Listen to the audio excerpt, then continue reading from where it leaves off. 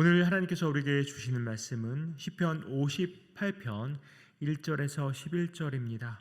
시편 58편 1절에서 11절을 교독하시겠습니다. 제가 먼저 1절 봉독합니다.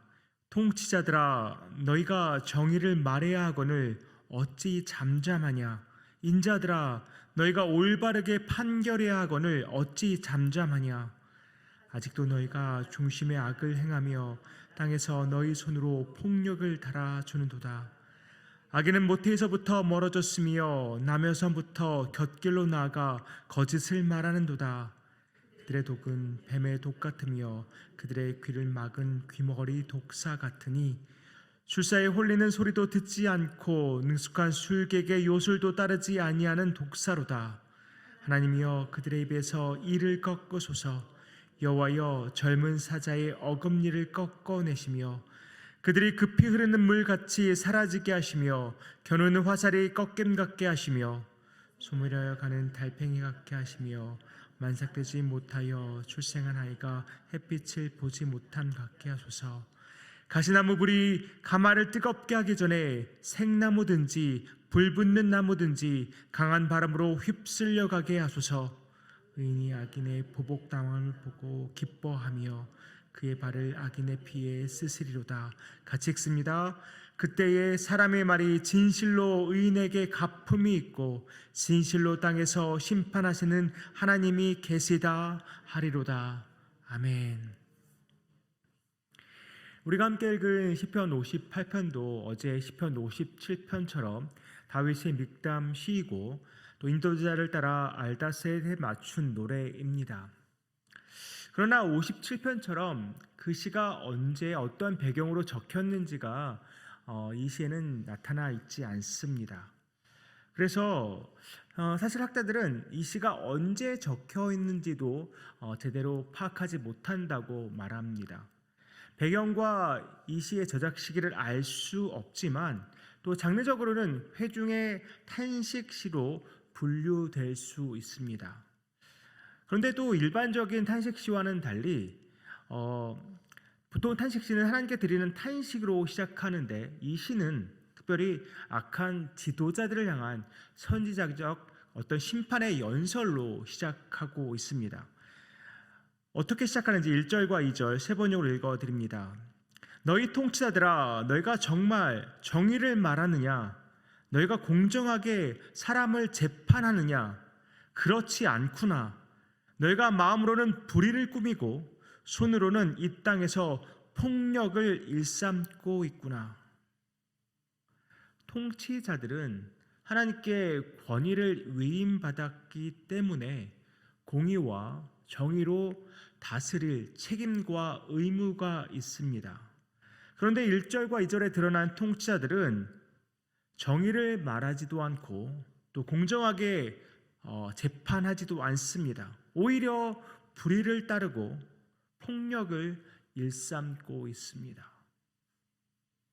올바른 통치자라면, 제대로 된 통치자라면 백성들의 안위를 생각하고 어떻게 해야 백성들이 행복할 수 있을까를 고민하고 염려해야 하는데 백성들의 이러한 안위는 안중에도 없고 악한 계획만을 꾸미고 오히려 폭정을 행사하고 있으니 이러한 통치자가 당연히 비난받아야 마땅하지 않겠습니까?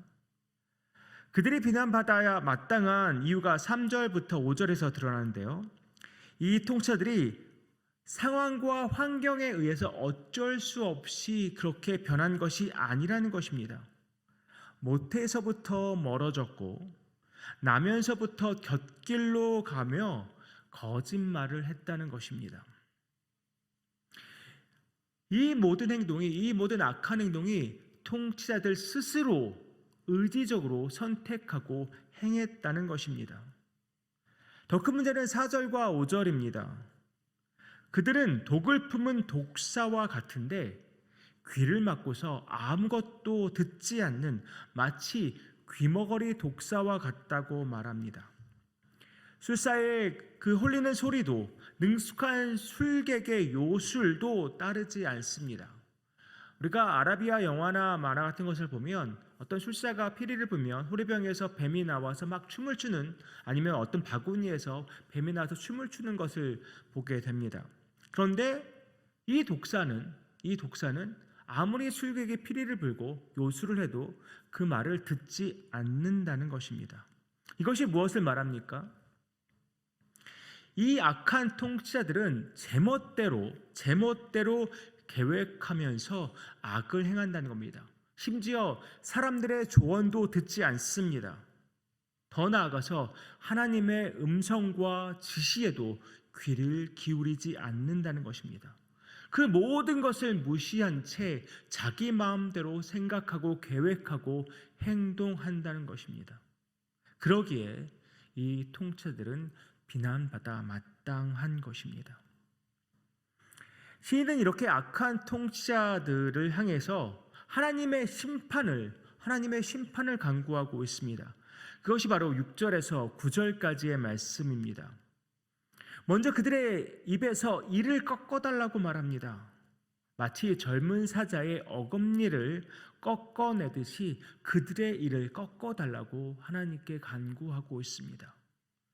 사자가 이빨로 그 먹잇감을 뜯는 장면을 상상해 본다면 이를 꺾어달라는 것은 더 이상 백성들을 먹잇감으로 삼지 않게 해달라고 간구하는 것입니다.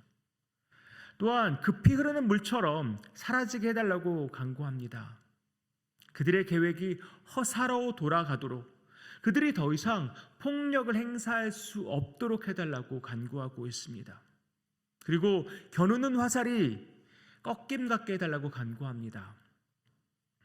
어떤 목표물을 맞추지 못하다고 간구하는 것인데, 어떤 공동번역이나 영어 성경을 보면 이것을 풀이 밟혀 시들듯이라고 번역하고 있습니다. 다시 말해서 지금은 이 통치자들이 백성들을 짓밟았지만 나중에는 하나님께서 심판하시면 오히려 이 통치자들이 짓밟힘을 당하도록 이 시인은 지금 간구하고 있습니다. 그리고 소멸하는 달팽이와 만삭되지 못하여 태어난 아기가 햇빛을 보지 못한 것처럼 그들이 그렇게 되게 해달라고 간구합니다. 그러니까 계속해서 통치자들이 더 이상 남을 해할 수 없도록 그들을 소멸시켜 달라고, 조산한 아기가 생존할 가능성이 낮은 것처럼 오래 살지 못해서 그런 만행을, 그런 악행을 더 이상 저지르지 못하게 해달라고 시인은 간절히 간구하고 있습니다. 그리고 마지막 9절의 간구는 조금 해석이 쉽지는 않습니다. 그러나 여러 가지 것들을 종합해 보면 보통 해석을 이렇게 합니다. 가시나무는 악인들, 악한 통치자들을 가리키고 가마솥은 괴롭힘을 당하는 백성들을 가리킨다고 합니다. 그래서 이렇게 해석할 수 있습니다. 가시나무인 악한 통치자들이 자신의 불로 가마솥을 뜨겁게, 다시 말해서 백성들을 괴롭히고자 할 때 그들이 솥을 달구기 전에 이미 그 가시나무가 생나무든지 불이 붙는 나무든지 하나님께 다 강한 바람으로 사라지게 해달라고 시인이 간구하고 있는 것입니다. 결국 6절에서 9절의 간구는 악한 통치자들이 백성을 괴롭히고 폭력을 일삼는 그 행위를 더 이상 하지 못하도록 그들을 막으실 뿐더러 아예 소멸시켜 달라고 시인이 간구하고 있는 것입니다. 이렇게 악한 통치자들의 심판을 간구한 시인은 10절과 11절에서 하나님께서 반드시 악인을 심판하실 것에 대한 확신을 선포하고 있습니다. 세 번역으로 읽어드립니다. 의로운 사람이 악인이 당하는 보복을 목격하고 기뻐하게 하시며 악인의 피로 그 발을 씻게 해주십시오. 그래서 사람들이 과연 의인이 열매를 맺는구나, 과연 이 땅을 심판하시는 하나님은 살아계시는구나 하고 말하게 해주십시오. 의인이 악인의 보복당함을 보고서 기뻐하게 될 것이라고, 그리고 그 발을 악인의 피로 씻게 될 것이라고 선포합니다. 실제로 그 악인의 피로 의인의 발을 씻는다, 그런 실제적인 의미보다는 상징적으로 절대적인 그런 승리를 여기서 표현하고 있는 것입니다. 의인들이 승리하고 악인들이 보복을 당하는 것을 보면서 그래, 의인은 결국 열매를 맺는구나. 하나님은 살아계셔서 이렇게 심판하시는구나. 공의로운 하나님, 정의로우신 하나님은 분명히 세상을 공의롭게, 정의롭게 심판하시는구나. 이런 하나님께서 살아계시는구나. 결국 정의는 실현되는구나 라고 세상 사람들이 고백하게 될 것이라는 것입니다. 이런 관점에서 주석가들은 이 오늘 시편 58편이 어떠한 시인이 보복을 갈망하고 열망하기보다는 하나님께서 이 땅에 정의를 실현시켜 주실 것에 대한 그런 열망을 노래했다고 해석합니다. 정의가 실현된다면, 공의가 실현된다면 누구에 의해서 그렇게 되는 것입니까? 바로 공의로우신 하나님에 의해서 공의와 정의가 실현되는 것입니다. 하나님의 뜻이 이 땅에 이루어질 때 그렇게 될 수 있습니다. 저는 시편 58편을 묵상하면서 세상의 악한 통치자와 리더들이 득세하더라도, 그들이 악한 행위를 지금 저지르더라도 결국은 그들은 하나님에 의해서 심판받을 것이라는 확신을 얻게 됩니다. 모든 위정자들과 통치자들이 그 자리에 서게 된 것, 그들이 잘나서가 아니라 하나님께서 허락해 주셨기 때문입니다. 그러나 앞에서 말씀드린 것처럼 그 통치자들과 위정자들이 하나님의 권위를 위임받고 제대로 통치하지 않으면, 공의대로 정의대로 통치하지 않으면 결국에는 하나님의 심판을 받을 수밖에 없다는 것을 우리는 분명히 보게 됩니다. 그래서 우리가 위정자들, 통치자들, 리더십을 위해서 해야 할 일은 바로 기도가 아닌가 싶습니다. 그들이 이 땅에서 또한 각자의 자리에서 통치하기 전에 하나님의 통치가 먼저 임하도록, 하나님의 다스림이 그 자리에 먼저 임하도록 우리는 기도해야 할 것입니다. 공의로운 하나님은 반드시 악한 통치자들의 악행을 벌하시고 정의를 실현하실 것입니다. 그런데 비단 이 말씀이 통치자들, 위정자들, 어떤 리더급에 있는 사람들에게만 해당되는 것인가? 그것은 아니지 않나 싶습니다. 예수의 피로 구원받은 우리 모두에게 해당하는 말씀이라는 생각이 듭니다. 베드로전서 2장 9절에서 베드로가 이렇게 선포합니다. 그러나 너희는 택하신 족속이요 왕같은 제사장들이요 거룩한 나라요 그의 소유가 된 백성이니 이는 너희를 어두운 데서 불러내어 그의 기이한 빛에 들어가게 하신 이의 아름다운 덕을 선포하게 하려 하심이라. 우리는 그저 죽어 천국에 가는 그런 한 사람, 그래 나는 죽어서 천국에 갈 사람이야, 그 정도의 사람이 아니라는 것입니다. 죽어서 천국 갈 사람, 그 정도의 사람이 아니라는 것입니다. 주님이 택하신 족속이고 왕같은 제사장이며 거룩한 나라요 하나님의 소유가 된 백성입니다. 그저 죽어서 천국 가는 그 정도의 사람이 아니라는 것입니다. 우리가 생각하는 리더십과 통치자들만 온전한 삶을 살아야 하는 것이 아니라 저와 여러분 각 사람도 동일하게 온전한 삶을 살아야 한다는 것입니다. 저는 자주 개인적으로 기도하면서 주기도문을 묵상하면서 기도할 때가 많습니다. 특별히 나라가 임하시오며 뜻이 하늘에서 이루어진 것 같이 땅에서도 이루어지이다 라는 말씀을 깊이 묵상하면서 기도할 때가 많습니다. 나 자신과 내 가정과 내 교회와 내가 속한 모든 곳이 그곳에 하나님의 나라가 임하도록, 하나님의 통치가 임하도록, 하나님의 다스리심이 임하도록 기도합니다. 또한 하나님의 뜻이 나와 내 가정과 내 교회와 내가 속한 모든 곳에서 이루어지도록 기도합니다. 내 뜻이 이루어지는 것이 아니라 하나님의 뜻이 이루어지도록, 내 주장이 이루어지는 것이 아니라 하나님의 뜻과 하나님의 계획과 섭리가 이루어지도록 기도합니다.